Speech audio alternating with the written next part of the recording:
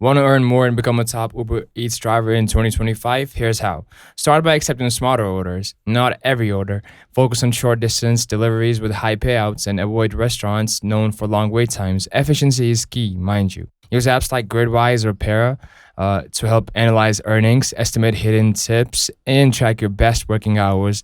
Knowing where and when to drive makes a big difference. Drive during peak hours, like lunch, let's say 11 a.m. to 2 p.m., dinner 5 p.m. to 9 p.m., and weekends. Rainy days and bad weather also lead to more demand and better tips, so don't avoid them if you're comfortable driving. Greater customer experience service sets top drivers apart. So send a quick message if you're delayed, follow delivery notes exactly, and be polite when handing off the food. A good experience boosts ratings and tips. Stick to high density areas where restaurants and apartment buildings are close together.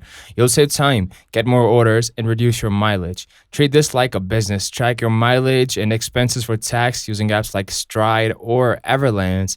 Set weekly income goals and review your stats regularly. Consistency also is key, and strategy plus service are what separate average drivers from top earners. Keep showing up too, stay smart, and watch your earnings grow.